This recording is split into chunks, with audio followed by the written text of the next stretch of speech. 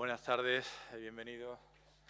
Le estaba diciendo a Elvira que no le falte Coca-Cola porque Elvira viene de trabajar, que con este verano del que ya hemos olvidado, que es verano casi todos los años, 1 grado o 2 arriba, 2 grados abajo, pero siempre nos quejamos del mismo calor y necesita un poco de doping. Me van a perdonar que me duele de esta manera y misericordia en su presencia, pero necesito un poco de azúcar. Se lo vamos a perdonar porque seguramente no, estoy convencido de que merece la pena. Esta charla que se incluye dentro del ciclo que estamos organizando con motivo del centenario de la Revolución de Octubre, en colaboración con la Real Academia de Bellas Artes de San Telmo, pues creo que era obligada, siendo, no solo por malagueña, que también, siendo quizá uno de los libros que estrella de la temporada Me alegro mucho de verte, María Teresa. Siendo uno de los libros estrellas de ensayo en nuestro país. Un libro además que viene en cierta medida a darle sentido también a darle un soporte también teórico a algo que nosotros venimos defendiendo desde que abrimos el museo. Ninguno de los que estamos aquí somos especialistas en Rusia, pero hemos ido conociendo el país y a su gente a través de las colecciones del Museo Ruso y a través de la cultura, de la inmensa cultura del pueblo ruso. Y en alguna medida hemos sido injustos con ellos, de la misma manera que con el Imperio Español y con nosotros, con este país, se ha venido también siendo injusto en mucho tiempo. Y Elvira, en este libro, que como digo ha sido una de las estrellas de las publicaciones de ensayo en nuestro país en este 2017, pues viene de alguna forma también a ayudar a defender esa visión. Por tanto, era obligado traerlo a este ciclo amplio que, como digo, gracias a la colaboración de la Real Academia de Bellas Artes de San Telmo, desarrollamos prácticamente durante todo el año en torno a esta conmemoración del centenario de la Revolución de Octubre. Yo solo quería darle la bienvenida, darle las gracias a Elvira por, a pesar de sus ocupaciones y de este calor inmisericordia, haya tenido un tiempo para venir a estar con nosotros. Ese no soy yo, ¿no? No, vale. Es que estoy leyendo ahí mi nombre y digo que se ha equivocado de apellido. Por si acaso.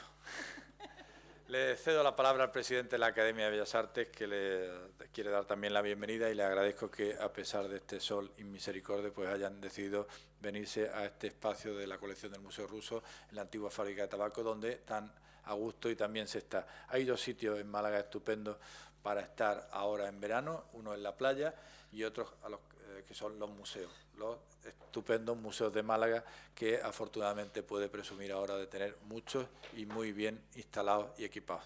Muchas gracias por venir. Gracias, José María. Buenas tardes a todos. Una vez más tendré que decir que es una extraordinaria satisfacción el que 2 instituciones como la colección del Museo Ruso de San Petersburgo, Málaga, y la Real Academia de Bellas Artes hayan unido sus esfuerzos para poder afrontar proyectos en común. Y digo que es una satisfacción porque, en frase manida pero muy expresiva, en este caso 1 y 1 es mucho más que 2. Cuando veo la obra de María Elvira Roca Barea, se me vino a la cabeza, y voy a ser muy breve, un verso de un poeta español hoy olvidado, pero cuando yo era joven realmente muy querido, que era Pedro Salinas. Pedro Salinas tenía 2 poemas, o 2 libros de poemas, Razón de Amor y La Voz a Ti de Vida, verdaderamente excepcionales. Quizá también por la calidad de la obra y quizá también por el momento de receptividad que yo por aquel entonces tenía. Había una frase que no he olvidado y que me he acordado con motivo de la obra de María Elvira Roca Barea y de su posición ante las cosas. Decía Pedro Salinas: la alegría de quererte más. Hay un acto de volición en ese querer. Bueno, pues ella nos ha hecho que nos sintamos talmente orgullosos de nuestra propia historia en este caso incluso de la historia rusa, que nos alegramos de querernos y queremos querernos. Así que muchas gracias y, bueno, a disfrutar con ella. Muchas gracias.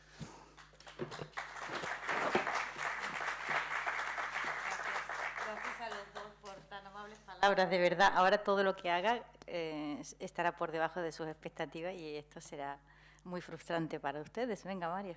Seguro que no. Mario Virgilio Montañés, el jefe de Servicio de Promoción Cultural de la agencia, compañero además y amigo de Elvira, va a hacer la presentación. Yo solamente le recuerdo que Elvira mañana dialogará con otro autor de un libro muy interesante, que es Andreu Navarra, sobre los viajeros españoles a la Unión Soviética. Muchas gracias.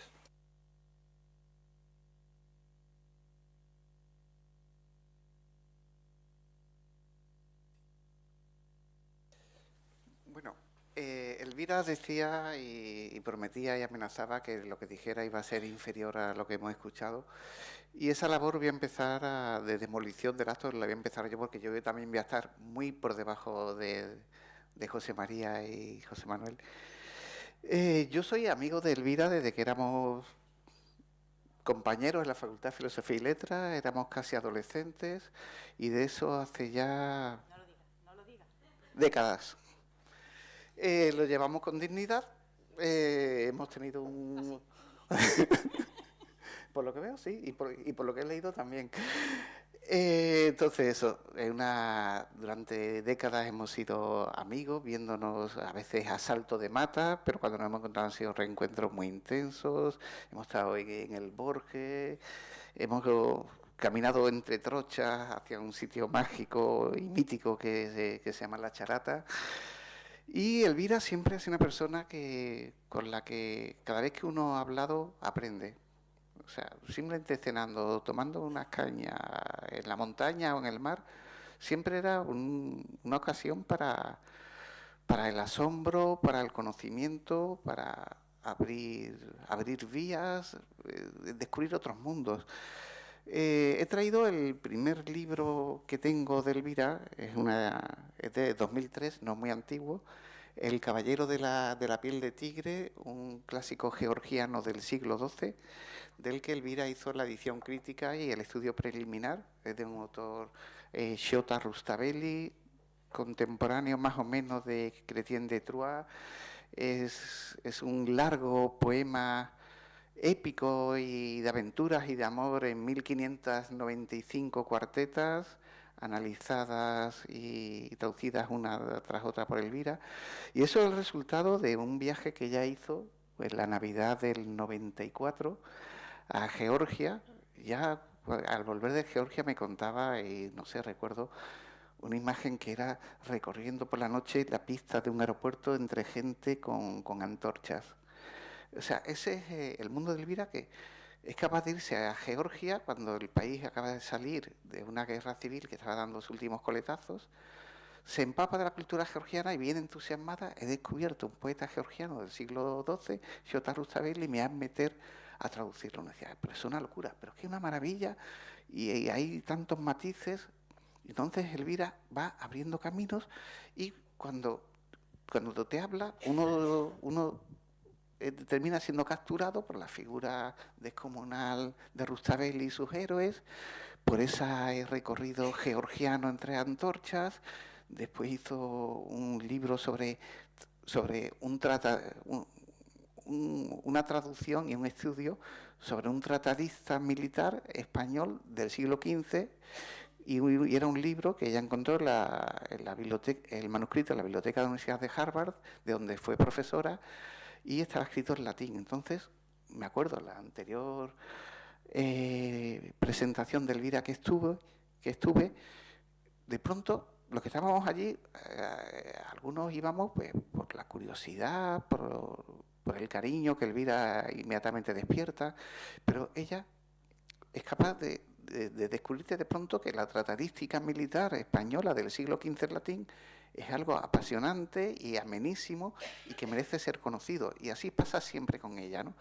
Elvira ha nacido para el magisterio, para el conocimiento. Tengo muchos amigos investigadores, escritores, pero ninguno con el talento de Elvira, en serio.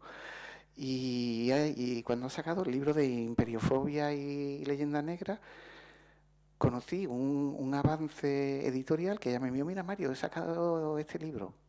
Me leí la introducción, el prólogo de Arcadia Espada, y de pronto ese libro se ha convertido en un superventas dentro de lo que es el género de no ficción en España. Va por ocho ediciones, y Elvira es de las personas que lo hacen todo pues con pasión, pero también con meditación, ¿no? Yo, en estas largas décadas que llevamos de amistad, yo nunca me he atrevido a discutir contigo, y ya sabes por qué es. Porque simplemente es reconocerse uno expuesto a la derrota, porque, no sé, es una fuerza de la naturaleza, es un don, y no sé, yo soy sentimental, me emociono y hemos sido pareja de baile, como yo decía. Mari y yo hemos bailado juntos. Yo bailo fatal, me temo que Elvira, como todo lo hace mejor que yo, incluso bailará un poquito mejor, pero desde luego es de una claridad intelectual y de exposición como pocas veces he visto. Así que me veo en la tesitura de dar paso a Elvira, y sabiendo que lo que va a decir va a ser mucho mejor de lo que yo diga, porque siempre ha sido y así siempre será. Así que muchas gracias, Elvira, y te voy a ayudar a manejar este aparato del demonio y ir pasándote la imagen. Muchas gracias. Por favor. Gracias. No sé si esto se oye, ¿no? Yo estoy acostumbrada a hacerme oír por un cuarto de la ESO con 12 repetidores, o sea que si no funciona no tengo ningún inconveniente, que me puedo valer por mí misma. Muchas gracias, Mario, de verdad. Mario y yo nos conocimos. Yo recuerdo la primera imagen que yo tengo de él, y me llamó la atención lo flaco que era, ¿no? Era flaquito, y tenía una cara de ser el más listo de la clase, y lo era, ¿no? Y desde entonces hemos tenido una relación que, bueno, desde que yo tuve mis hijos, ya saben la maternidad cómo absorbe, no ha sido tan frecuentada, pero a lo largo de los años se mantuvo y se ha mantenido muy bien. Y hemos compartido tantas cosas y nos hemos reído tanto y hemos hecho tantas tonterías que verdaderamente no las voy a contar aquí. Pero ha sido una amistad muy trabajada y afortunadamente conservada, ¿no? Estoy maravillada de ver tanta gente, y yo estaba convencida de que nadie iba a venir a esta conferencia, por razones del calor, de la hora y por algunas cosas más, ¿no? Pero me venía acordando de una conferencia también a una hora muy taurina a la que asistí.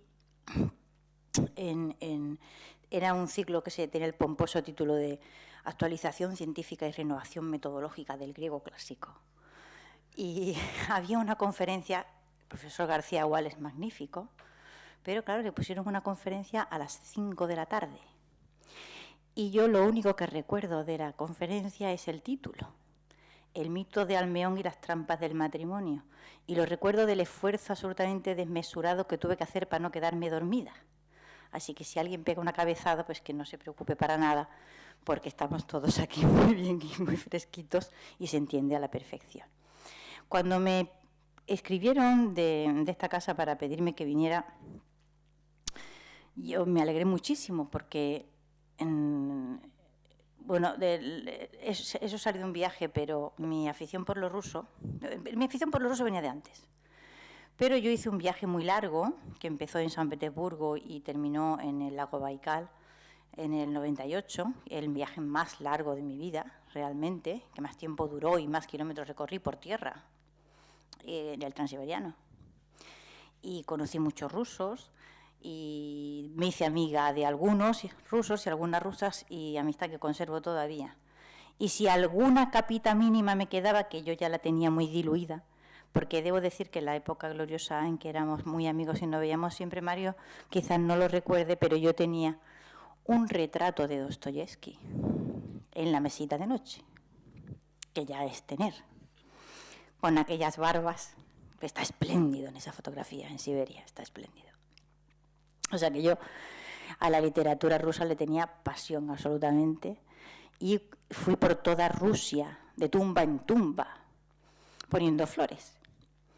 Y, como ya digo, pero eso era lo literario y ese era el mundo de las palabras que están en los libros. Luego quedaba la gente. Y la gente fue genial. Y recuerdo como algunos de los momentos mejores de la vida, unas borracheras espléndidas en el lago Baikal, cantando con los rusos cada uno en un idioma. Bien, esas son las cosas que a uno le hacen apreciar la especie humana, tan dada a toda clase de miseria. Pero el hecho de ser capaz de cantar a gritos, y a las 4 de la mañana, a base de vodka, y todo el mundo al compás, eso fue una cosa memorable. Yo lo recuerdo con verdadera... Cuando la vida me parece miserable, intento evocar aquel momento. Y me digo, no, todo es posible y todo puede mejorar. Y después me puse a preparar esta conferencia, que no leeré porque leeré muy aburrido, y les contaré un poco de qué va esto de la rusofobia y de la imperiofobia. Y cómo nace y cómo se crea. Y porque no es una idea, digamos, que surge espontáneamente en las cabezas, ¿de acuerdo? Cuando se tiene una visión prefigurada tan enormemente negativa de un grupo humano como la que se ha tenido y se tiene de los españoles y de la historia de España, o la que se tiene de los rusos, presuponer tanta unanimidad es una inocencia. Es decir, esto es el resultado de una atmósfera que se crea y esa atmósfera requiere una elaboración y una preparación. ¿Cómo se prepara esa atmósfera que nos ha convencido prácticamente a todos los europeos de que los rusos, como mínimo, son raros? Y desde luego inferiores a nosotros, por supuesto, en todas las cualidades, exactamente igual que pasa con los españoles. Es decir, todas las definiciones de la leyenda negra pasan por decir que la forma general que adopta es que los españoles son en general un pueblo por debajo de la norma en aquellas cualidades que la Europa occidental considera que son las cualidades de la civilización.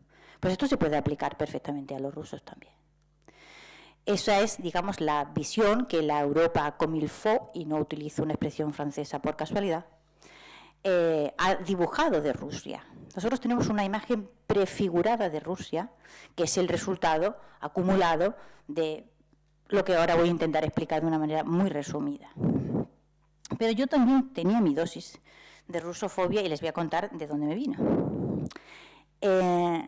Porque me acordé de ella justo cuando me puse a pensar de qué íbamos a hablar aquí. La primera vez que yo pensé en Rusia, que me di cuenta de que había en el mundo una cosa que se llamaba Rusia, fue el resultado de un libro que mi padre me compró, que lo escribió un catedrático de la Universidad de Barcelona, se llamaba José Repollés Aguilar. Y era un libro muy ameno, estupendo, que hacía un recorrido muy largo a través de personajes por la historia, empezando en la antigua Grecia y terminaba prácticamente en el siglo XX. En ese sentido estaba muy bien, porque el personaje y la anécdota dan mucho para la memoria y uno termina fijando en ella nombres y ciudades y pueblos y tiempos. O sea que en ese sentido estaba bien. Pero lo que decía de Rusia, la única anécdota que había de Rusia, la única historieta, digamos, era una magnífica que cuando me puse a escribir Imperiofobia me esforcé por intentar verificar. Nunca pude verificarla, no he podido nunca verificarla. Y se refería a ese viaje mitológico casi de Pedro el Grande por la Europa Occidental en 1697, que supuestamente, digamos, había tenido, lo que contaba la anécdota, bueno, Pedro, que era un salvaje asiático, había tenido un momento de iluminación y se había dado cuenta de que tenía que venir a la Europa Occidental a aprender cosas, las artes, que le faltaban en Rusia. Y entonces había emprendido una especie de gran cabalgada, rodeado de cosacos y tal. Yo me imaginaba aquello, no sé, como una romería, ¿no? Y había recorrido toda la Europa Occidental copiando inventos. Pero la anécdota cumbre era un viaje, una visita hecha y entiendo que debió ser el faro, esto no lo decía, pero entiendo que debió ser, porque me he esforzado, insisto, en verificar hasta dónde era cierta, en el faro de Urk, en Flevoland, en Holanda, que era en aquel momento el orgullo de Holanda, un faro magnífico, a muchísima altura, y entonces está el rey de Holanda, supuestamente, estamos en 1697, no es baladí la fecha y ahora diré por qué. Muy orgulloso enseñándole el faro a Pedro el Grande, hasta el punto de que ya Pedro el Grande ya un poco como que se siente molestillo ya, con tanto orgullo, y el puñetero faro, ¿no? Y se dirige, por medio del traductor, al rey de Holanda y le dice, verdaderamente el faro es magnífico y entiendo que esté muy orgulloso de él. ¿Y sus súbditos qué tal son? Y le dice el holandés, magníficos, mis súbditos son estupendos. Y le dice Pedro, ¿pero le obedecen? Y dice el holandés, sí, claro, me obedecen, claro, por supuesto. Dice, ¿pero como los míos? Y dice el holandés, hombre, yo creo que sí, ¿no? Y dice Pedro Grande, ahí viene el momentazo soviético, el momentazo rusófobo. Tiene detrás 2 rusos de la guardia y los llama a los 2, dice, vosotros 2, tiraos al mar. Y hacen los rusos, tragapum, y se tiran. Y se queda completamente descuajeringado, como os podéis imaginar, ese rey de Holanda. Y le contesta a Pedro, pues no, mis súbditos no me obedecen de esa forma, lo tengo que reconocer. Bueno, en 1697 justamente no hay rey en Holanda. ¿Vale? El faro de Urk en Flevoland sí existía. Pero esta es, no sé qué hacer con este artefacto. ¿Y si yo me las arreglo para hablar simplemente? ¿Mejor?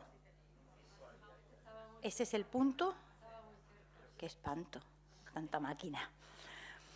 Bueno, no había en este momento rey en Holanda. Es una de las épocas, de las 2 o 3, en que los reyes de Holanda, como todos los reyes en algún momento de su vida, han tenido que salir corriendo. En fin. En este momento, la Casa de Orange tuvo que poner tierra por medio y fue uno de estos interregnos republicanos que Holanda ha conocido. Por lo tanto, evidentemente, la anécdota según la cual Pedro el Grande le ordena a los 2 cosacos que se tiren por el tal y no, pues con alguien pasó, sí pasó, pero con el rey de Holanda no. A partir de ahí uno puede ya empezar a suponer que toda la anécdota completa es falsa, como efectivamente lo es. Como casi todas las anécdotas que se cuentan del viaje de Pedro son falsas. Y no ocurrió nada de las barbaridades que nos han enseñado, o que yo he leído después reuniendo información sobre este asunto, que fue utilizado enormemente después para engordar y alimentar todo el proceso de la rusofobia. ¿Cómo y por qué nace la rusofobia en un momento determinado? Bueno, es la conjunción de varios factores. Es decir, si hay ya una literatura sobre la rusofobia y su desarrollo en la Europa occidental y sus procesos, digamos, propagandísticos, etcétera, que han solido, digamos, concentrar el nacimiento de la rusofobia en Gran Bretaña en el momento de la Guerra de Crimea. Y hay varios estudios muy sólidos sobre esto. Pero particularmente yo pienso que la rusofobia no nace ahí. Nace por lo menos un siglo antes. Y nace en el momento de la Ilustración, nace en la época en que, digamos, se reescriben o nacen o se proyectan distintas imperiofobias en la Europa occidental. En el momento muy frustrado de Francia, en que, tras el Tratado de París en el 67, Francia es derrotada por la Gran Bretaña, pierde todos sus territorios de ultramar. Y los ilustrados franceses, bueno, el invento del salón subvencionado ya venía de antiguo y estaba funcionando muy bien, es proyectado de nuevo, invirtiendo grandes cantidades, para que sea la Ilustración francesa la que saque realmente a Francia de ese atolladero, y la saca, al menos mentalmente la saca. Es extraordinario el trabajo de autopromoción y promoción que los ilustrados franceses hacen de su país. Es absolutamente admirable. Pero claro, la promoción propia pasa por la denigración ajena. De manera que si Francia ha perdido el proyecto de imperio que tenía, está claro que tener un imperio es una cosa malísima. ¿Quién quiere un imperio en este mundo? Y es ese nudo gordiano, digamos, en los años 60, 70, 80 del siglo XVIII, en que se juntan, digamos, 3 grandes imperiofobias, o las 3 más grandes imperiofobias de Occidente. Una, Es el arranque del antiamericanismo, con la teoría de la degeneración de las especies y todo esto. Es el arranque de la rusofobia y es la reescritura de la leyenda negra en clave ya no es España, digamos, el reino de Lucifer o el demonio, digamos, del mediodía.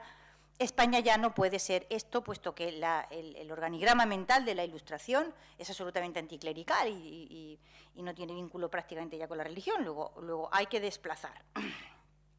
Y se desplaza. España ya no es la sede del anticristo, pasa a ser la sede de la ignorancia, de la falta de luces y de la falta de razón y de la falta de desarrollo intelectual, etcétera, etcétera, etcétera, etcétera.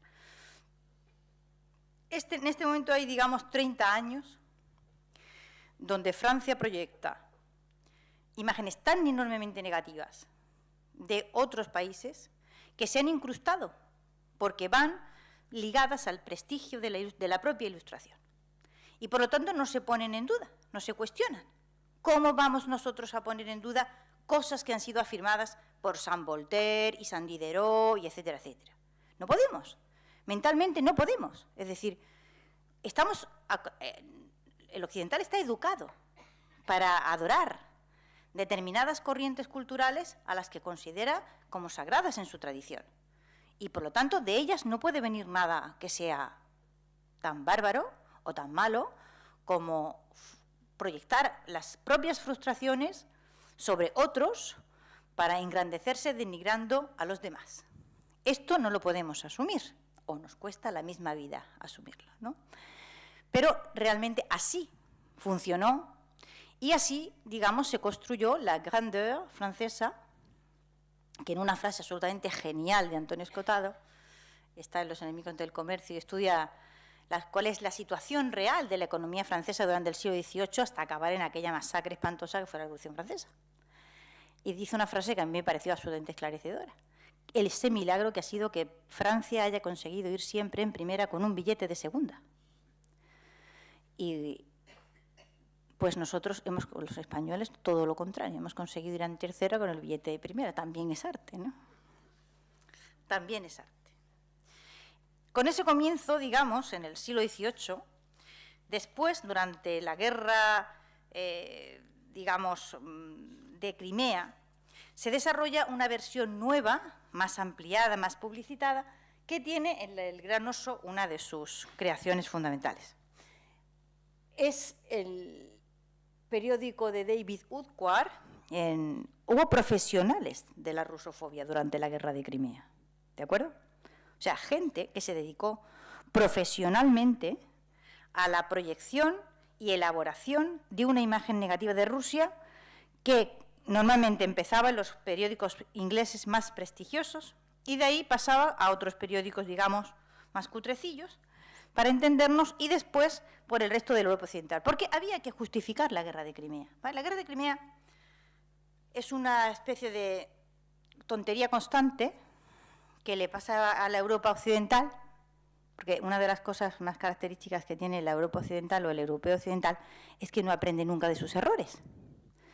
Entonces está siempre haciendo lo mismo. Entonces la excursión a Rusia, la estúpida excursión a Rusia, a ver qué sacamos en claro para volver con el rabo entre las patas, eso es un clásico de Europa que se ha ido repitiendo a lo largo del tiempo una y otra vez. Bueno, tienen un ritual previo que consiste en nos reunimos todos y nos repartimos Rusia. Y después vamos a cazar el oso, pero el oso no hay quien lo cace, o sea, no hay forma humana. El primer reparto de Rusia se le encarga nada más y nada menos que a Leibniz. Y iba a ser lo que iba a ocurrir inmediatamente la Gran Guerra del Norte, que, digamos, estaba cantado, que la iban a ganar los occidentales con los suecos, y después nos vamos a repartir Rusia. Entonces, para no pelearnos entre nosotros, cuando hayamos derrotado a Rusia, vamos a repartirla primero. Entonces, le encargan el reparto a Leibniz, que era un gran experto en cálculo infinitesimal, para no pelearnos con los metros para acá y los metros para allá. Es muy graciosa la historia del reparto tan científicamente hecho y tal. Es patético, totalmente. Lo que pasa es que el occidental es inasible al desaliento y carece por completo de sentido de la autocrítica. Entonces no se ríe de esas cosas, pero deberíamos reírnos todos a carcajadas. Bueno, ese es el primer reparto mental de Rusia. Claro, la gracia es que para cuando acaba la Gran Guerra del Norte, resulta que no solo no han ganado, sino que han perdido. Suecia está hecha polvo y ya no levanta la cabeza nunca más. Y la que emerge como gran potencia, pero enorme, es Rusia, y ya no se vuelve a descabalgar nunca más de esa posición de gran potencia a nivel mundial. O sea que todo salió desastrosamente mal. Pero, digamos, lo de ser inasible al desaliento, pues ha provocado que lo mismo se haya hecho una y otra vez. Bueno, estamos ahora en una de ellas, ¿no? El coletazo de unas estas excursiones a Rusia, en plan deportivo, para volver con el rabo entre las piernas. No me cabe la menor duda de que volverá a suceder. Pero ha habido más, es decir, y con distintas, digamos, en cada una de ellas se han producido episodios más o menos simpáticos o grotescos de falsificación, ¿no? La siguiente excursión, o sea, después de la aventura frustrada del reparto con la Gran Guerra del Norte, la siguiente excursión la protagoniza Napoleón. Los franceses en un momento determinado se consideran que esta es la nuestra. Y entonces se van de excursión a Rusia. Bueno, todo el mundo sabe cómo aquello acaba, ¿no? Pero entre medias se produce un episodio de falsificación que es muy poco conocido en España, porque nosotros, ahora después lo cuento, todo. Ese es fatal. Será culpa mía que seguro. Bueno, luego lo cuento. Estaba yo diciendo que la aventura napoleónica en Rusia fue precedida de un episodio de falsificación muy utilizado, porque fue muy utilizado en ese momento y luego durante la guerra de Crimea hasta la desesperación. Vamos, al punto que el Napoleón III ordenó que se hicieran copias y en todos los organismos oficiales y oficinas de correos de Francia estuvo expuesto el testamento de Pedro, ¿vale? Que era un documento que había sido probablemente falsificado en Polonia. Y bueno, esto es es un clásico, digamos, de la propaganda anti lo que sea, ¿no? La falsificación de un documento que ha sido capturado al enemigo y entonces pone de manifiesto cuáles son sus perversas intenciones para los protocolos de Sion. Bueno, en los tiempos gloriosos de España, planes secretos de la Inquisición y planes secretos de los jesuitas eran el plan nuestro de cada día.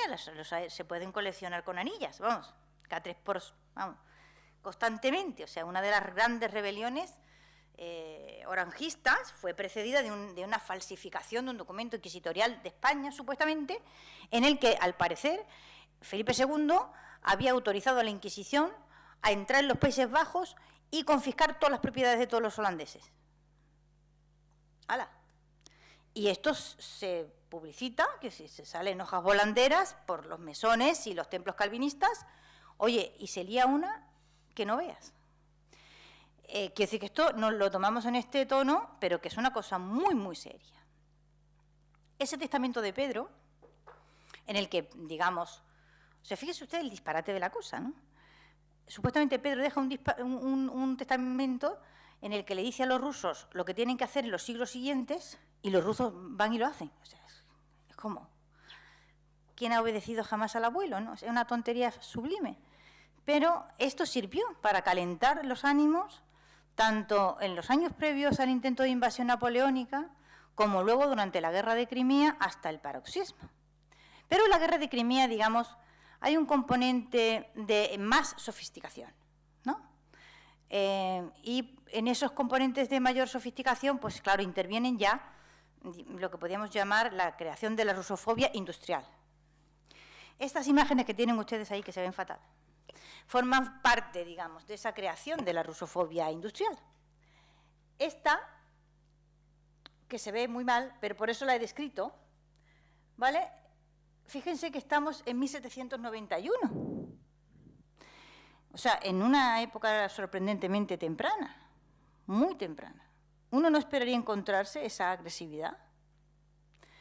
Y uno dice, bueno, pero ya es que en esta época, pues en la Ilustración ya existe, ¿no?, la imagen satírica y todo esto, bien. Pero la imagen de Catalina, que es sumamente grosera, bueno, ustedes ya se imaginan, tiene un plus. O sea que si se buscan imágenes satíricas de otros reyes europeos, aparece pues más o menos gorditos, por ejemplo las de Carlos IV, pues son patéticos, tan gordín froncete y tal.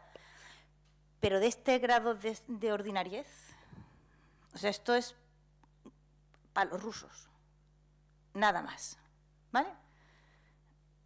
Uno puede criticar al rey francés o puede criticar al prusiano, pero no en esos niveles de absoluta ordinariez, de grosería sublime. Eso en Europa nos lo hemos merecido los españoles y los rusos, nada más. ¿Vamos para arriba, para abajo?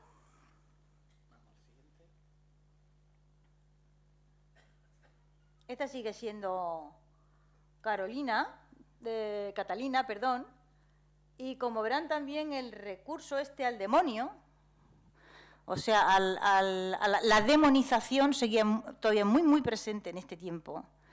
Y la asociación de las imágenes demoníacas, que no se hacen, insisto, no se hacen con los reyes de Francia, no se hace con el rey de Prusia, ese es también otro privilegio que en la historia de Europa nos lo hemos merecido los rusos y nosotros.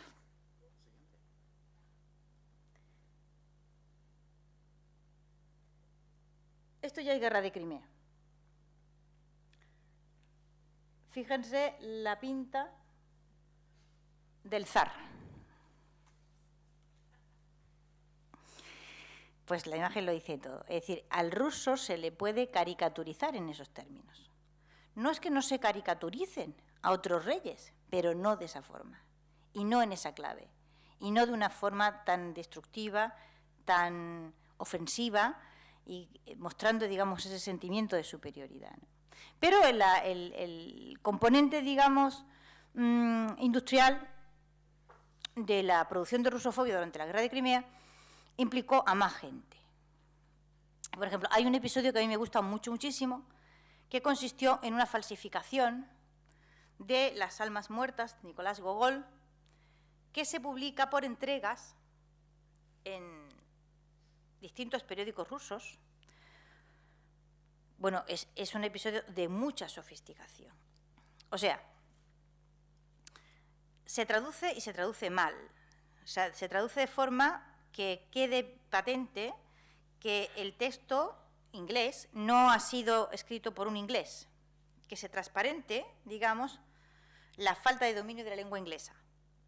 Entonces se presenta al gran público como el texto verdadero, o sea, el testigo presencial. Todo gran proyecto propagandístico necesita testigos presenciales, si no, no funciona. Y Las almas muertas de Nicolás Gogol va a servir para ser ese testigo presencial que retrata la vida familiar rusa desde dentro y la denuncia. Como por si no estaba lo suficientemente claro que el ruso era moralmente inferior y un bárbaro y un salvaje, y que jamás en la vida se podría comparar con la Gran Bretaña, que era la civilización en aquel contexto, por supuesto. Entonces, esto vamos, el cuadro es vámonos todos a por Crimea, ¿vale? Que ya hay que estar despistado para intentar quitarle Crimea a los rusos. Pero bueno, es otra de las excursiones. Durante aproximadamente 2 años, ese texto falsificado, al que además el falsificador añade una serie de comentarios encaminados, digamos, a mostrar a los rusos todavía más, desde un punto de vista aún más ofensivo y denigrante, ¿no? Y al final, digamos, por si no se había notado lo suficiente, hay como una especie de colofón moral en el que, o sea, es todo tan ofensivo. Tengo aquí y les iba a leer, pero no se lo voy a leer determinados trozos porque son verdaderamente indignantes. En esa producción de rusofobia industrial, pues colaboraron gente que uno no se esperaría. sea, David Woodward, por ejemplo, que aparece siempre en todos los tratados de rusofobia, o en todos los textos que ustedes puedan ver, digamos, estudios en un lugar de honor, porque fue realmente, él creó periódicos con el exclusivo fin de promover la rusofobia en la Gran Bretaña y fuera de ella. Contrató gente estupenda. Por ejemplo, contrató a Carlos Marx, que trabajó durante 12 meses.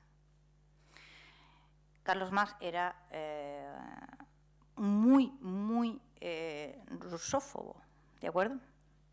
Tuvo con Bakunin las grandes trifulcas a cuenta de esa rusofobia que él había heredado, porque eso viene de muy atrás, ¿de acuerdo? Filosóficamente de muy atrás, es decir, adherido al pensamiento racista alemán, pero desde Kant y desde Hegel, y en Fichte y en quien usted quiera. Está la idea del que luego ya aparecerá en Hitler de una manera ya demente, de estos Undermens, ¿no? Es decir, los eslavos son una raza degenerada, como nosotros en el sur también somos una raza degenerada, por habernos mezclado con sangres inferiores, con razas inferiores. O sea, de la misma forma que la sangre semita había contaminado la sangre española, la mezcla de los judíos, la mezcla con los árabes, etcétera, y luego ya el aporte indígena de América había terminado por... Bueno, ese es el pensamiento oficial, ¿eh? O sea, cuando el Imperio Español se hunde en el siglo XIX, lo que ocurre es que todo esto... ha habido una estupenda ley del silencio y ha habido que echarle un manto de tierra encima después de la Segunda Guerra Mundial y de todo lo que sucedió. Pero a cualquiera, en cualquier universidad de Europa, se le preguntaba en 1870 por qué se ha hundido el Imperio Español y te contestaba con toda su alma que porque la raza había degenerado. Así de simple. Degenerados también estaban los eslavos. Y, bueno, hay unas bromas muy crueles sobre el hecho de que la palabra, ustedes saben que la palabra esclavo procede de la palabra eslavo, ¿vale? La palabra latina con que se designaba la esclavitud, que es servus, se dejó de utilizar en la baja latinidad y, por efecto del comercio, que las razzias de las hordas germánicas y sarracenas que incursionaban principalmente en lo que ahora es Yugoslavia y traían población esclava que vendían hacia el sur, eslavo pasó a significar esclavo. Y las dos palabras tienen el mismo origen y todo el mundo lo sabía. Los juegos inherentes a este doble sentido de que, bueno, la raza... Bueno, esto es Hegel, ¿vale? San Hegel, ¿no? El destino natural y deseable para los eslavos es ser esclavos. No son capaces de hacer otra cosa, ¿vale? En España tampoco se conoce, por ejemplo, porque aquí nunca se ha utilizado el NUC, que es Marx, Carlos Marx, el responsable de haber asociado, es un tipo de látigo que se utilizaba en Rusia y que era empleado para los castigos de latigazos. Y son los artículos de Carlos Marx los que terminan asociando el NUC ruso, ¿vale? Hasta el punto de que en Gran Bretaña, en inglés, la palabra es muy conocida, en español no se ha utilizado, pero sí en alemán, sí en francés y sí en inglés, el NUC y Rusia, o sea, el látigo y Rusia, son sinónimos. O sea, de la misma forma que en un momento determinado, en el siglo XVI, en Italia, ser marrano y ser español era lo mismo. Pues el NUC y Rusia, o sea, ese látigo de castigo que digamos, representa la imagen más cruel y bárbara de ese territorio, y el territorio mismo terminaron siendo igualados, ¿no? En fin, la colaboración que hicieron, pues imagínense todo ese siglo XVIII con Voltaire, con Diderot, escribiendo sobre Rusia. De hecho, la palabra civilización, ¿de acuerdo? Ustedes la conocen, nosotros la conocemos y la utilizamos. Se empieza a convertir en un término de uso corriente, o sea, es un neologismo absolutamente, lo utiliza por primera vez el marqués de Mirabeau, y creo que es en el 66 o 67. Pero la popularización del término viene de un texto de Diderot que se llama Sur la civilisation de la Russie, ¿vale? Donde Diderot explica justamente que lo que los rusos no tienen es eso, ¿vale? O sea, la palabra civilización se popularizó en el siglo XVIII, en las 2 últimas décadas del siglo XVIII, vinculada a Rusia y por oposición a Rusia. Civilización es lo que los rusos no tienen, ¿vale? Y nosotros sí tenemos. Hay, en fin, frases memorables. Voy a ver si le encuentro alguna, porque ellas son en sí mismas mejores que todo lo que yo les pueda decir, ¿no? Bueno, y luego está, claro está, es que hay una que es fantástica y ahora no la encuentro. Bueno, da igual. Viene a decir algo así como: los rusos están atrapados, digamos, en una barbarie de la que no pueden salir ni van a salir jamás. Y por lo tanto no merece la pena que nos ocupemos de ellos, más que para que, en fin, ir allí a trabajar, digamos, a la corte, y que nos halaguen y nos elogien y ya está. Pero claro, por debajo de todo eso hay una frustración que se muestra en muchas formas, ¿no?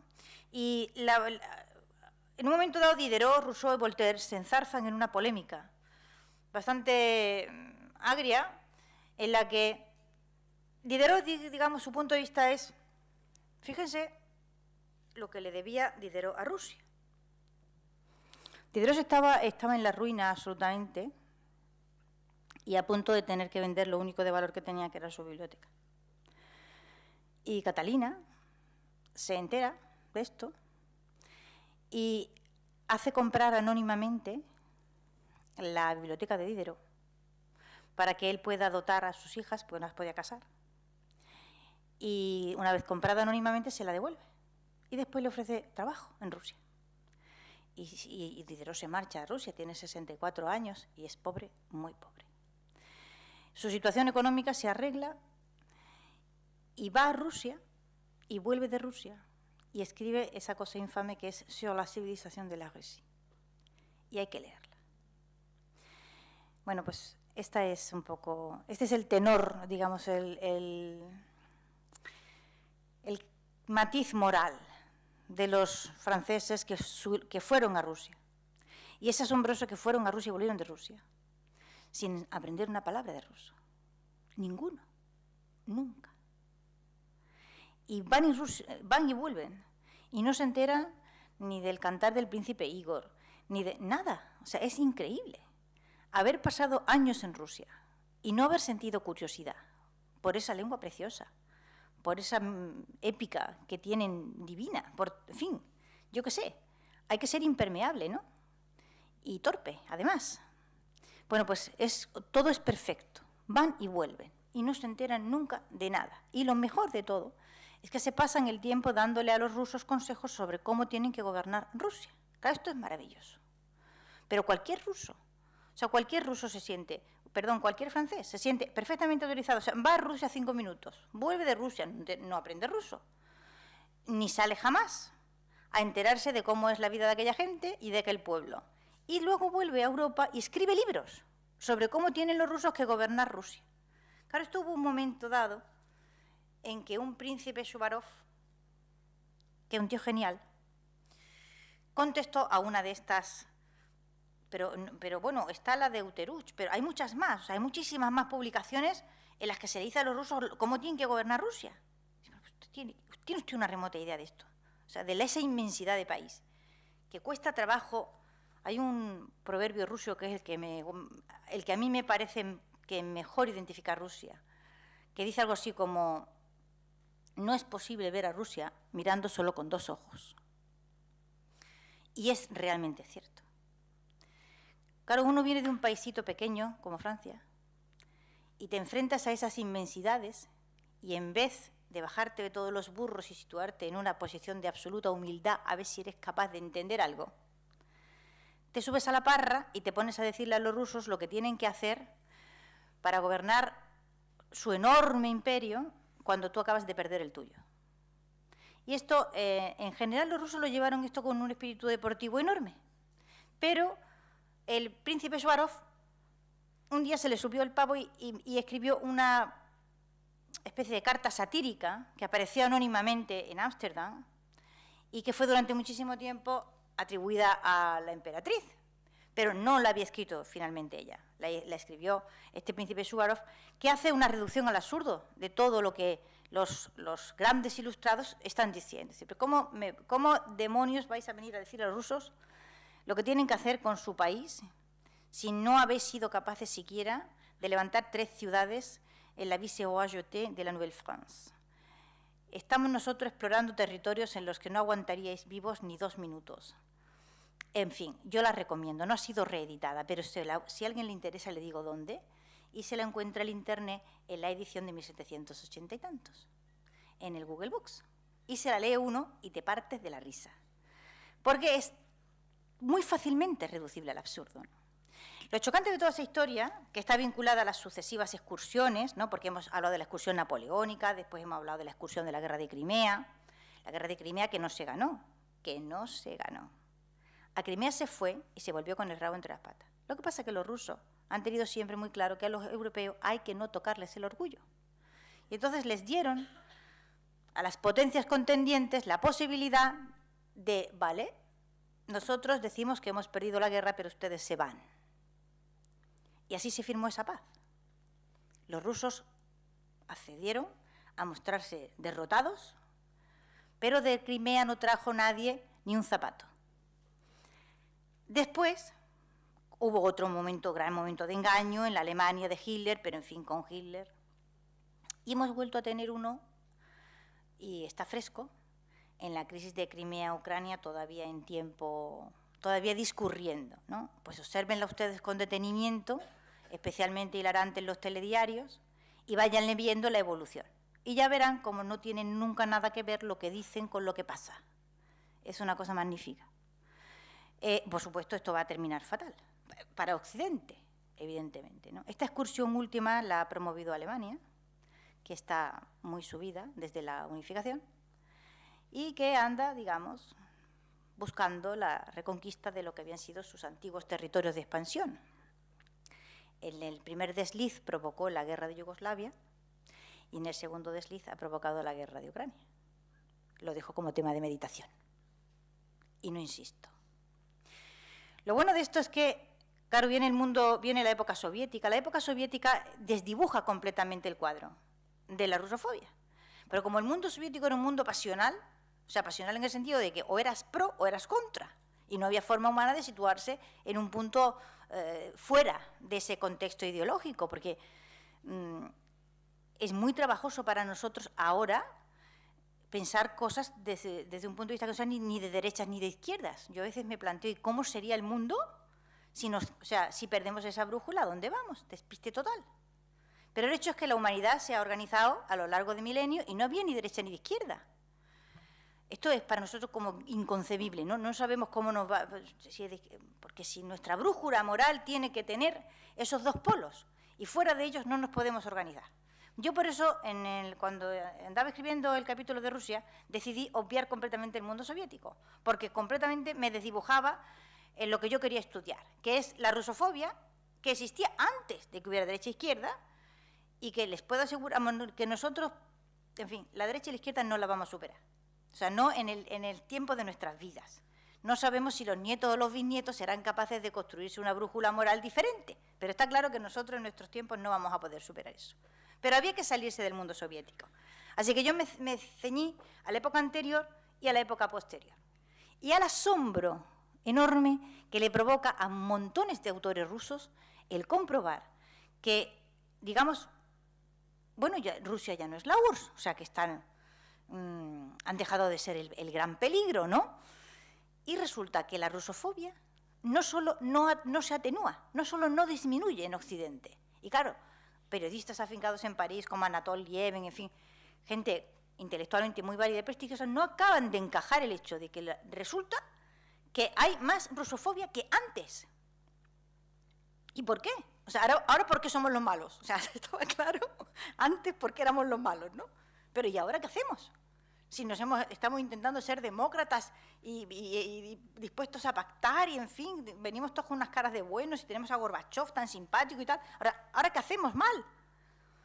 Y es muy graciosa, digamos, la literatura que se genera en los años 90 en Rusia, a la que yo no sé ruso, pero a la que he podido acceder en otros idiomas, ¿no?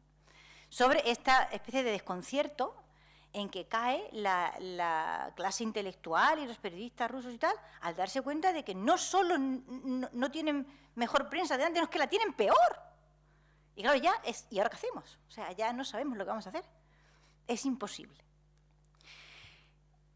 No se ha acabado la rusofobia. Y la rusofobia no se va a acabar, ¿vale? Porque no se puede acabar, es decir, porque es el problema que genera la rusofobia, como el problema que generó la leyenda negra, como el problema que sostiene el antiamericanismo en el mundo, es idéntico. Es decir, esto nace de una especie de un pozo de frustración y envidia combinadas, ¿vale?, que no se puede gestionar de otra forma más que a partir de la denigración. Eso te los vuelve más aceptables, más digeribles, cuando te tienes que enfrentar a gente que hace cosas que no son normales, ¿vale? El poder de los norteamericanos es una cosa tremenda en el mundo. Y uno se siente muchísimo mejor si se toma un café poniendo como un guiñapo a Donald Trump, pero a que sienta mejor, ¿no? Luego tus niños van a Halloween y a 70 academias de inglés. Claro que sí. Pero uno se sienta a tomarse el café y se echa su cuarta espada de antiamericanismo y es mucho mejor.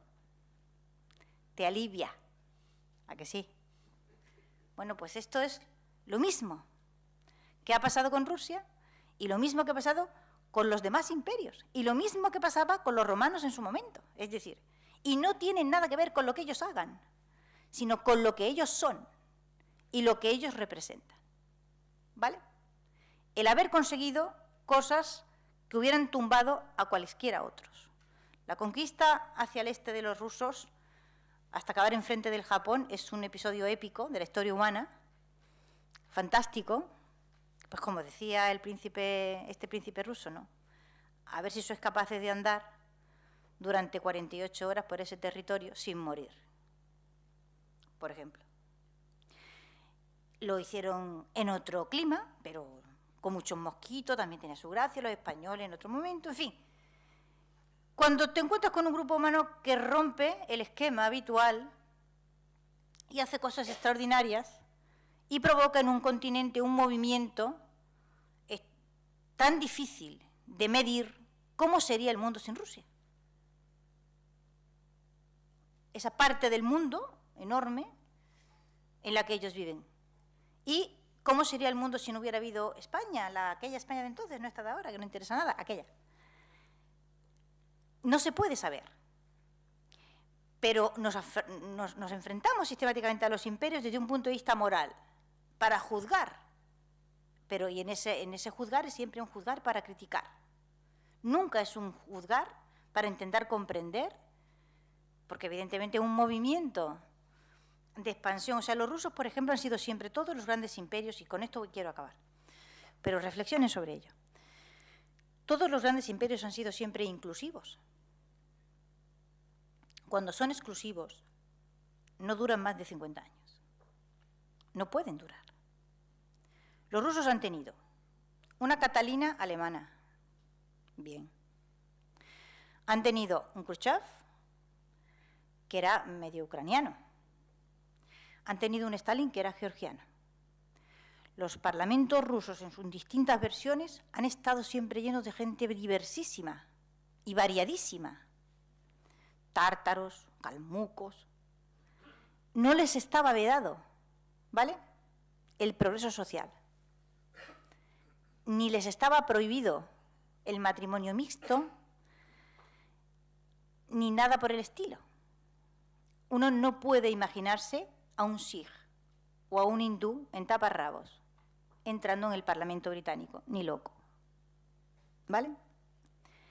Las Cortes de Cádiz las presidía un puertorriqueño. Los imperios o son inclusivos o no duran. Y ese esfuerzo formidable de inclusión es lo que los hace extraordinarios. Con independencia de quién gobierne en Rusia, Rusia ha sido siempre así. Ese pollo de gente extraordinaria, increíble, mezclándose entre sí. Colores distintos, razas distintas. Yo, uno de los espectáculos más hermosos que vi en mi vida fue cuando cogí el Transiberiano en Moscú, en una estación de tren en la que había gente de tantos colores, con tanta ropa distinta. Yo no había visto nunca aquello. Y me pasé 4 horas en un estado de absoluta fascinación. Y no hacía más que preguntarme a mí misma, madre mía, para que todo esto pueda vivir sin colisionar y sin matarse entre sí, ¿qué arte de gobierno hay que tener? Me da igual quién gobierne Rusia, ¿vale? Ni con qué punto de vista ideológico lo haga, eso me da igual. Es el hecho formidable de que esos milagros suceden de vez en cuando en la historia humana. Hay que salirse, insisto, de la izquierda y de la derecha. Los persas lo hicieron en un momento determinado, lo hicieron los romanos. De vez en cuando ocurre que hay gente capaz de gobernar esas barcas llenas de gente distinta. Pero como eso desconcierta, porque lo propio del humano es me aferro a mi tribu, me aferro a mi clan, me aferro a mi valle, desconfío de lo ajeno, desconfío de los demás. Bueno, tenemos un espectáculo espléndido en España ahora mismo, ¿no? De me aferro a la tribu, ¿no? Eso es lo que nos sale espontáneo. Lo que caracteriza a los pueblos que construyen un imperio es que les falta ese rasgo. No les sale lo espontáneo no es lo propio de ellos, sino que hacen cosas muy raras. Y la más rara de todas es ser capaz de ir más allá de sus propias fronteras, a relacionarse y a mezclarse con gente distinta de ellos. Y eso es algo que los rusos han tenido desde que se hicieron presentes con la Rus de Kiev, ¿vale?, mostrándose por el mundo. Y están ahí. Y aunque la Europa occidental, bueno, la Europa occidental es que no he terminado de contarle todos los certificados de defunción de Rusia que hemos emitido. Después de la revolución del 17 hubo varios certificados de defunción inmediatos. Cuando cayó el Imperio Soviético, todo el mundo emitiendo certificados de defunción rusos. Nunca, hasta ahora, han tenido validez. A los 10 años, y mira que la historia rusa es compleja, a los 10 años, a los 15 años, Rusia está otra vez levantando cabeza y se manifiesta de nuevo en una versión desconocida que nos deja a todos con la mano. Y sin embargo, volvemos otra vez a caer en lo mismo. En fin, yo no sé si les he contado cosas lo suficientemente interesantes como para hacerles reflexionar frente a determinadas cosas que damos por asumidas. La que más me interesa es que le presten atención a la crisis ucraniana, ¿vale?, a lo largo del tiempo, y a ver si se acuerdan cuando pasen unos años de algunas cosillas que les he contado yo aquí. Y ya verán cómo hay una lógica interna en todos esos acontecimientos. Y con esto termino. No sé si me quieren preguntar algo, a mí me gustaría. ¿Una Coca-Cola para todo el mundo?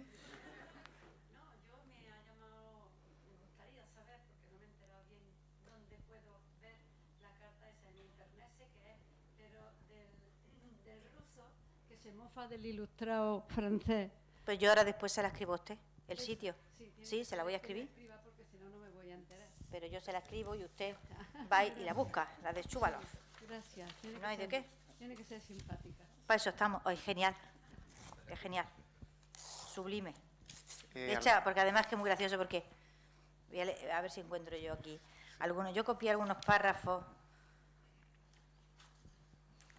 porque no tiene desperdicio.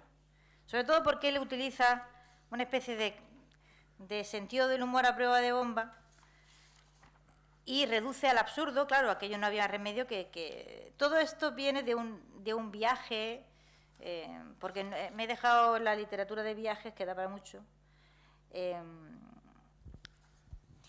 que hace un astrónomo, francés, que se llama Charles de Terrouche, con el propósito de medir, o sea, las mediciones de Venus, del tránsito de Venus, ¿no?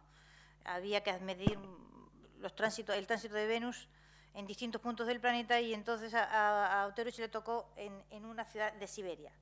Y va el hombre a Siberia, los cosacos lo custodian con verdadero primor, le llevan todas las cosas para que el hombre tranquilo, que no se agobie.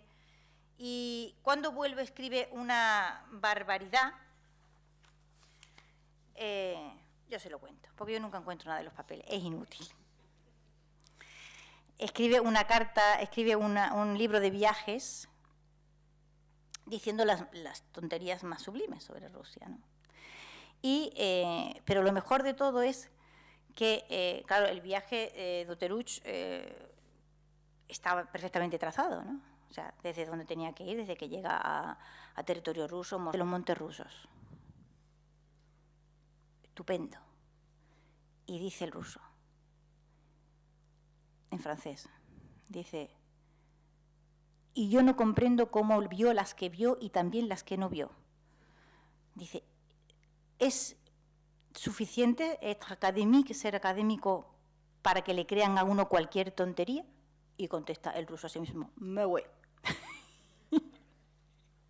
Y así una detrás de otra va rebatiendo, digamos, cada una de las sublimes tonterías, porque Auteruch había empezado diciendo, pobre pueblo ruso, ¿no? Pueblo analfabeto, pueblo ignorante, que se extrañaba de los instrumentos que llevaba yo para medir el tránsito y tal, y miraban con cara asombrada. Y entonces el Shuvalov cuenta una vez que él, viajando por Francia, había sacado no recuerdo qué cachan para medir el viento, ¿cómo se llama? Anemómetro, un anemómetro, en un mesoncillo francés, en un pueblito pequeño, ¿no? Y la que se había liado con el anemómetro, ¿no? Pero, sin embargo, pues no hay un pobre campesinado francés desdichado, miserable, pobrecillos, ¿no? Ignorantes ellos todos ahí en esa Rusia tristísima, ¿no?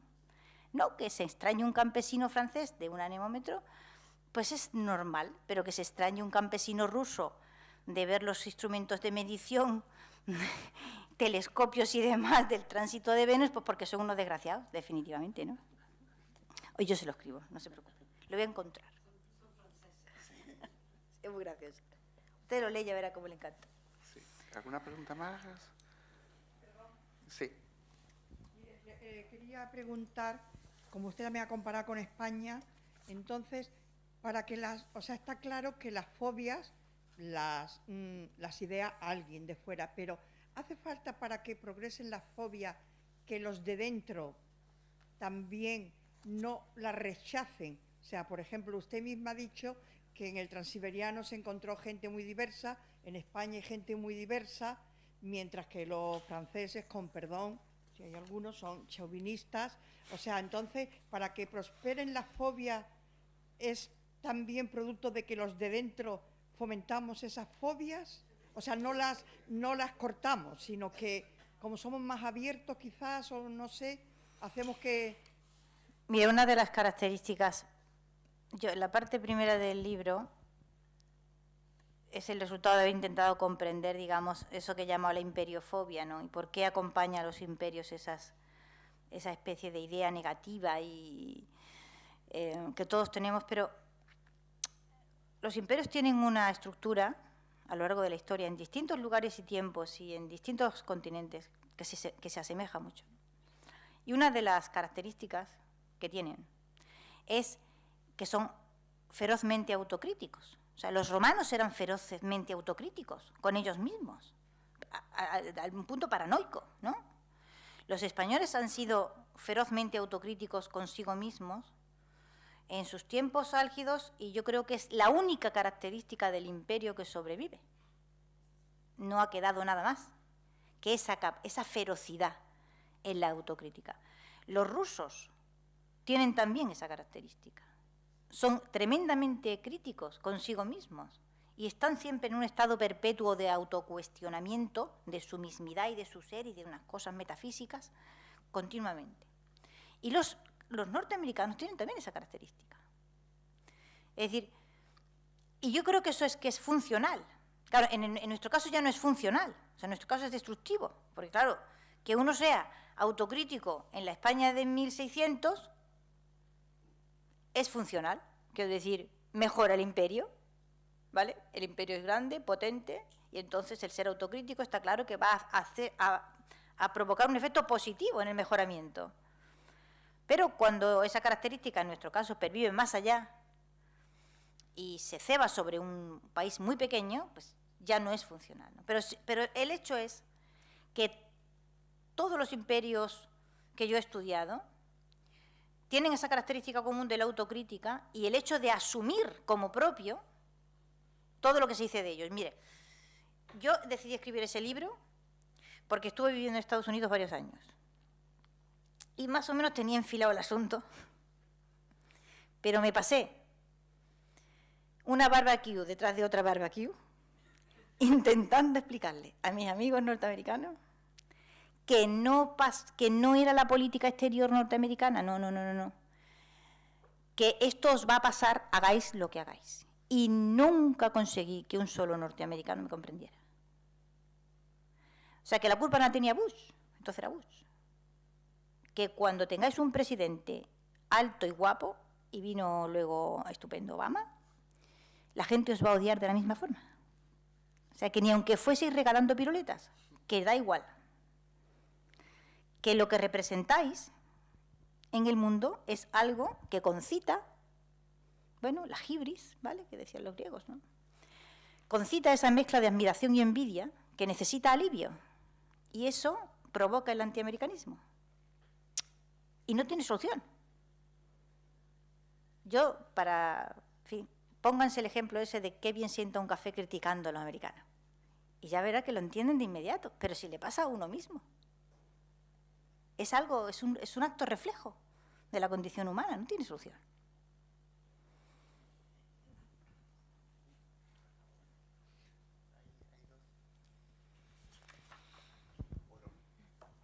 Hola, buenas. Buenas tardes. Bueno. Yo quería recibir alguna lección de optimismo, de no creerme el mundo este tan malo como nos lo pintan. Somos portadores de una Europa enferma, de una sociedad con ambiciones improcedentes. Y dentro de estas muchas batallas hemos perdido, preguntar si es posible ganar la guerra. Si esto está montado como está montado, ¿qué tenemos que hacer? ¿Echarnos a llorar o darnos una buena ducha?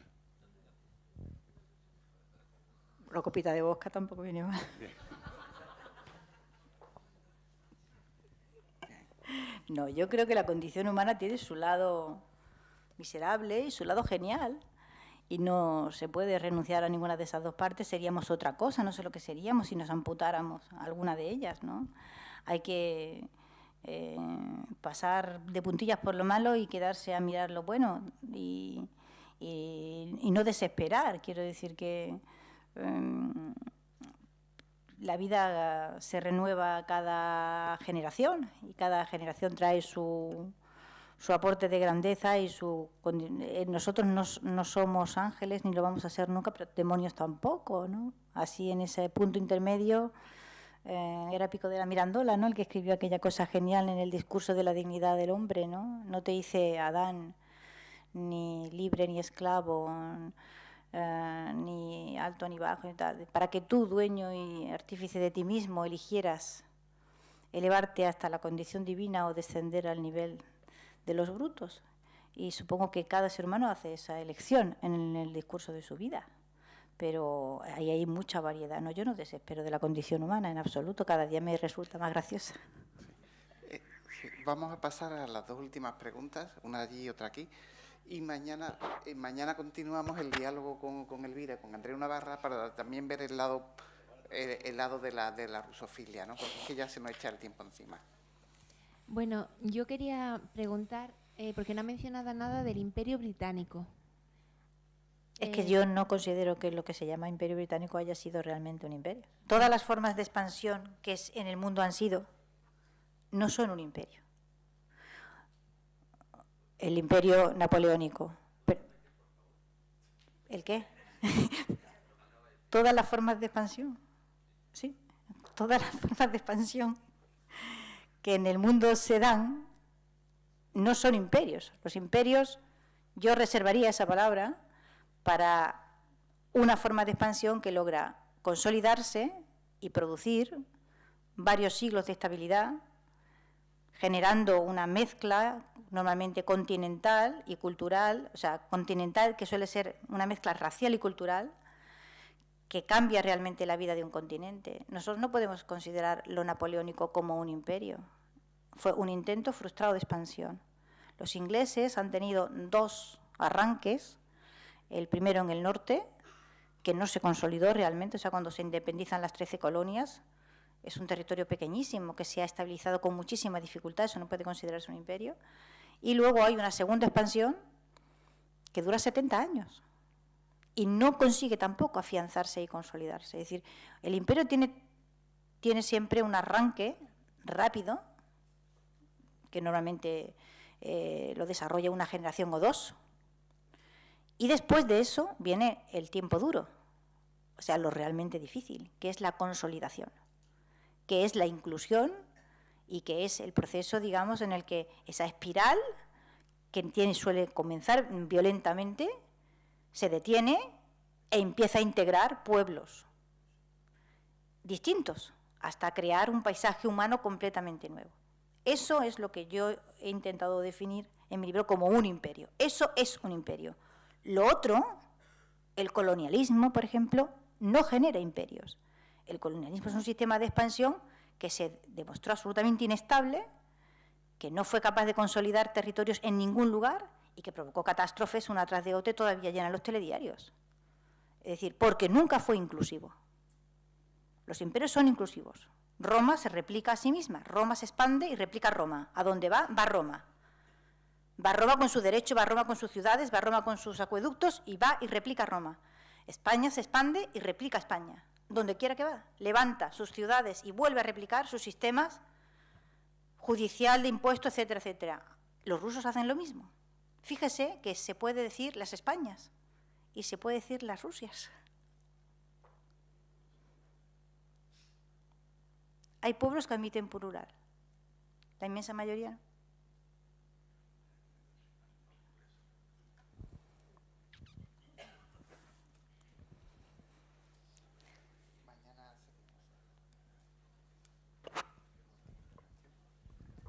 Voy a escribirle a esta señora. Sí, hola. ¿Perdón? Buenas. Sí, quería decirte una cosa. Primero, darte la enhorabuena por la obra. Y a mí me ha servido muchísimo. Yo tenía un complejo de inferioridad tremendo. Y leyendo este libro, pues yo lo sabía de siempre, que era igual que un francés, igual que un inglés, igual que un alemán, que no eran ni más ni menos. No, mucho mejor. Entonces, ¿el qué? Mucho mejor. Mucho mejor, efectivamente. Pero yo creo que era algo que nos habían puesto encima de la cabeza, algo que una nube que tenemos desde que nacemos, esa inferioridad, ¿no?, asumida. Y entonces yo te agradezco este libro porque de verdad, cuando vaya otra vez a ver a mi hija a París, pues voy a ir yo con mi pecho mucho más abierto y diciendo, dejaros de... Pero quería hacerte una pregunta concreta. Esta forma de actuar ahora de Rusia, siempre esperamos todos que cuando terminó la Unión Soviética, porque claro, los que estamos aquí hemos conocido solamente una Rusia, la Rusia comunista, y todos los que no comulgábamos con eso o veíamos la ineficacia de un régimen de ese tipo, pues estábamos en contra de ello. Entonces hubo unos años después de la Unión Soviética que había una esperanza de que Rusia fuera un país, no tiene por qué ser como Francia ni como España, pero que fuera un país, digamos, unido al libre mercado, a una serie de cosas, a unos parámetros que tenemos en España. Pero, en cambio, ¿qué ha pasado? Pasaron 4 o 5 años y otra vez Rusia, no sé por qué, a ver si tú me lo puedes explicar, ¿por qué Rusia siempre está en contra, en el otro lado de la trinchera con respecto a nosotros? Es decir, Porque nosotros estamos en contra de ellos. No, me refiero. Por ejemplo. En todo lo que sucede en el mundo y en las Naciones Unidas, pues vota en contra de todo. Entonces, ¿es una autodefensa de ello contra el resto de los países o...? Mire, los otros fenómenos recurrentes, pero yo ya no me metí en más, porque el tema de los imperios está virgen. O sea, el tema del estudio de los imperios como tales fenómenos, la historia lo ha desdeñado por completo. Porque existe la imperiofobia. Y entonces, como primero entras juzgando, pues ya metes la pata y ya no comprendes nada. Los imperios suelen tener un gemelo.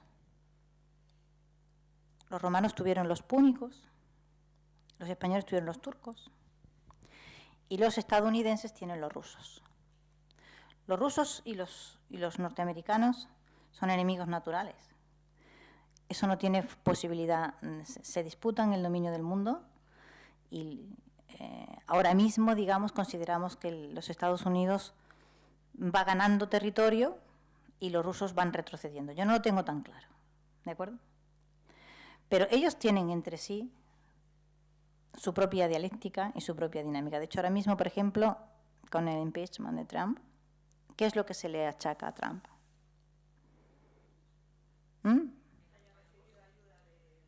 ¿Vale? Único pecado. Peor que la Levinsky. Mucho peor. O sea, la cabeza puritana y calvinista digamos, la clase media norteamericana, WASP, ¿no? Blanca, anglosajona, protestante, fue capaz de encajar a Levinsky, pero la amistad con el ruso no. Hay ciertas cosas que están más allá de los parámetros de la derecha y la izquierda. Incluso que habría que estudiarla como fenómenos naturales, cuasi biológicos. Y eso está así. Muy bien, pues muchas gracias, Elvira. A vosotros. Gracias a ustedes. Y antes de la ovación atronadora y la salida de la sala bajo palio después de estar firmando libros, mañana tendremos la segunda parte de la beatificación de mi santa adorada Elvira, a partir de las 6:30 en un diálogo con Andreu Navarra sobre su libro El espejo blanco, viajeros españoles en Rusia, a informa de un diálogo con Elvira. Así que muchas gracias y mañana más y todavía mejor. Gracias. Gracias.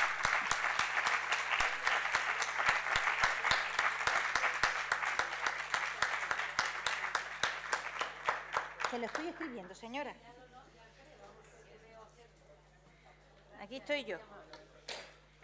Me ha parecido extraordinaria tu conferencia. Gracias. A ver si lo escribo bien y no me equivoco.